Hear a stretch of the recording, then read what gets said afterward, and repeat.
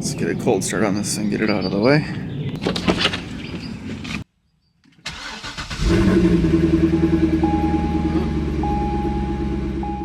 Time to start the Corvette transformation today, but yesterday we took care of some front end stuff on the Jeep that should have just been a short job, but it took all frickin' day. Gotta take it down the road now to make sure it drives normal. Now we'll get a cold start on this thing.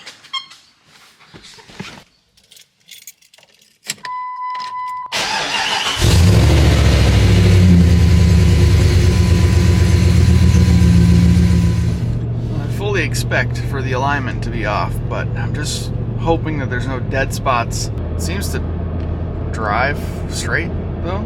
I had a feeling the steering wheel was going to be off to the right just a little bit, because to get the ball joint to fit into back into the pitman arm, I shortened it up just a little bit because I was just done with the project, to be honest. I should have just turned the steering wheel a little bit.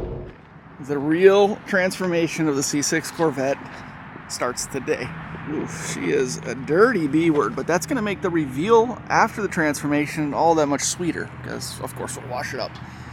That looks good. I hope it shows up on camera. You can see the front wheel gap is essentially all the way closed, so I probably wouldn't go any lower than that. Even if I went, I might not even go that low with coilovers, to be honest, but the wheel gap in the rear is still atrocious. I mean, we still have like what? Yeah, 3 fingers. That's not low enough. We need to be like flush. I've been back and forth on the size of wheels and tires that I want to go with. I was going to go 20s and 19s. Then I started thinking just 19 and 19 up front as well to just even it out. And then I was thinking maybe I want to do a track setup, you know, something with a little bit more of an aggressive tire and not focus on wheels so much, and then just do 18s, 18 and 18, like an 18 by 11, 18 by 9. And go like a 305 in the rear, or 315, and like a 275 up front, something like that. But now I'm sort of back to just doing a 19 and an 18. But looking at it here, yeah, I think 19 is plenty big, but it definitely depends on the style of wheel. Now that I'm looking at it, the 18 up front might be a little too small. I don't know. It really just depends on the tire. I hope it's not too windy that you can actually hear me, but I'm really excited about how this thing is going to turn out. We got a lot of parts waiting in the garage to be installed, a lot of parts on order, and a couple of things that I'm still mulling over, but they will be on order soon. Well, I hope I got enough video and pictures of how the car sits right now, because the first thing I'm doing is installing some Silver's coilovers, and it's going to change the look completely. She looks good right now, but man, I can't wait to see what this thing looks like after the full transformation.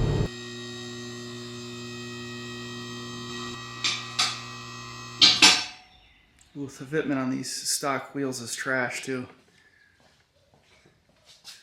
How sunk in that is. I know the car's way up in the air, but man, we need, I don't know. I can't wait to get those new wheels in, but we're gonna have to rock some spacers or something for the time being, because that's just atrocious.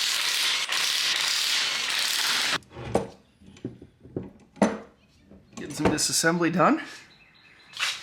Dropping those control arms on both sides. This time I wrapped some blue painter's tape around the bolts and the shims. There's shims on the back sides of these generally, and you don't want to put them in the wrong area, and if you're pulling them out, they just tend to fall out. So I caught them, wrapped them up so that way they stay there. I did disconnect the sway bar and actually dropped it a little bit from the mounting point.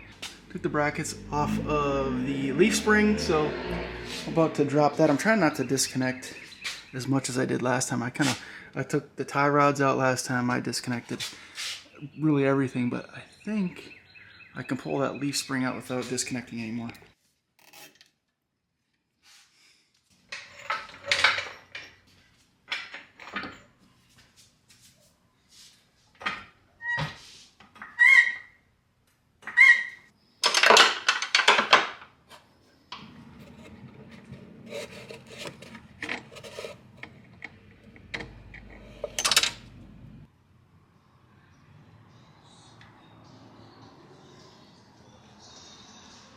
Everybody always has trouble getting the leaf spring out, but now is the point that you can take the leaf spring out once you relieve all the tension off of the control arm. So you can disconnect the factory shock and drop the arm down, and then it's completely loose. We'll be able to fish it out from underneath now.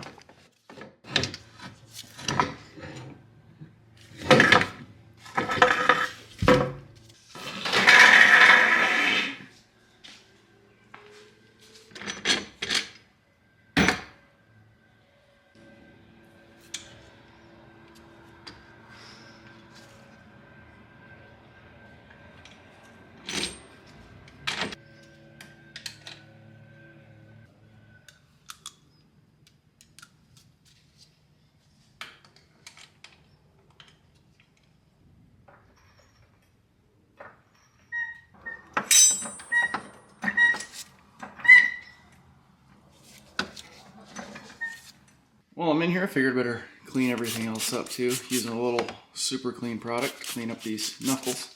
Oh my gosh. Crazy.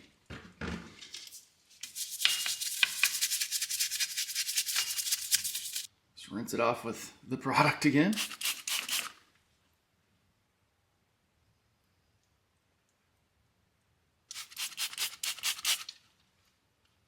Cleaned up these brake rotors last night. They are looking so good.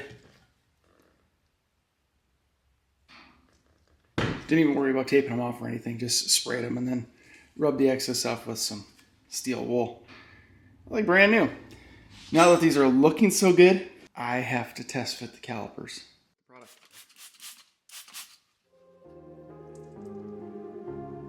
Amazing.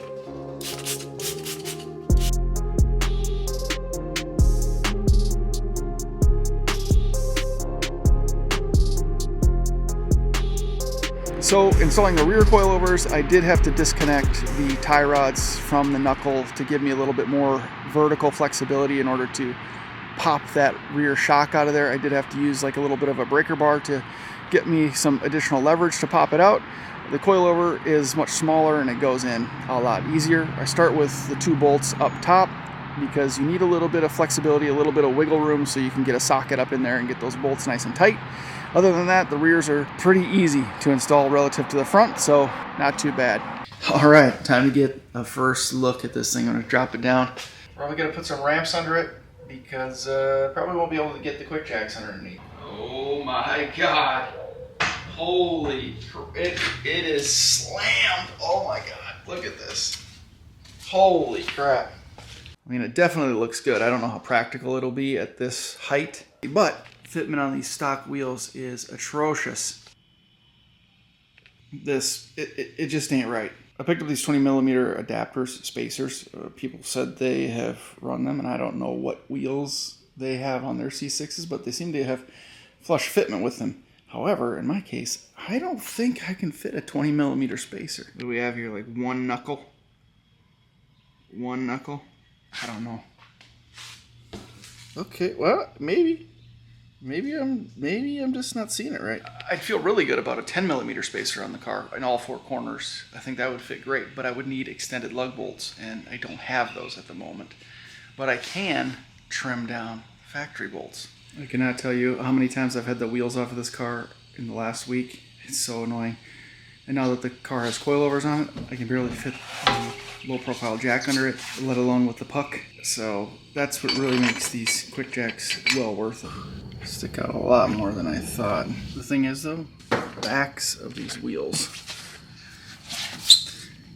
they have recesses that are about 1/4 inch deep. And I measured the last time I had these wheels off. But if I cut just the end off that doesn't have any threads, or if I just go like 1 thread in, that should be less than 1/4 inch sticking out. So the studs should hit those recesses.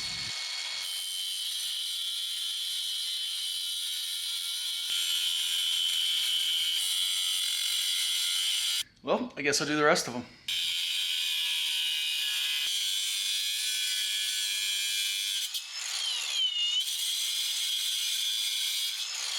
Well, that wasn't so bad, and the lug nuts thread back on them easily. Well, you don't want to be out here. You don't want to be out here doing that? All right.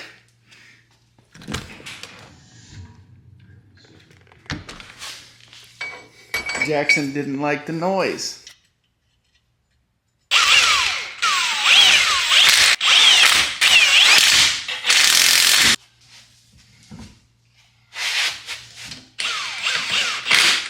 lower this very slowly.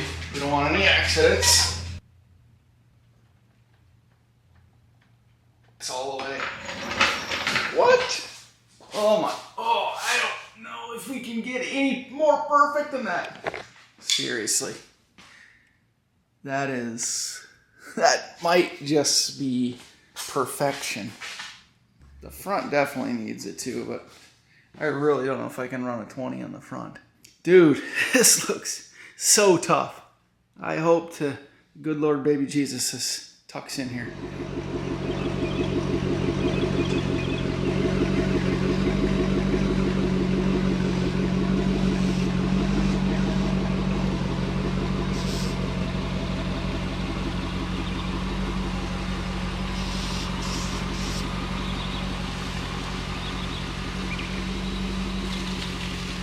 Okay, let's get this thing out and see how it drives. Nothing unusual getting out of the neighborhood.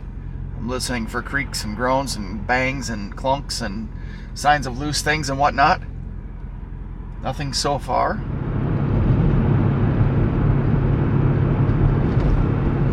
Corvettes obviously aren't the most plush riding vehicle on the market, right? And we have the Z51 package, so the suspension's a little bit stiffer anyway. And honestly, you know, going 35, 40 mile an hour through the city here doesn't feel any different, actually. And compared to the factory setup, we're inches lower in the front and the rear. Cruising on the interstate, 65, 70 miles an hour. If I'm being completely honest with you and with myself, I wouldn't even know that I have coilovers installed in this thing now. It rides so good. Well, I'm pretty happy with how it rides so far. I think I got the dampening settings just right, and I haven't noticed any rubbing or anything so far, so pretty pumped about that. But let's take a look at this thing.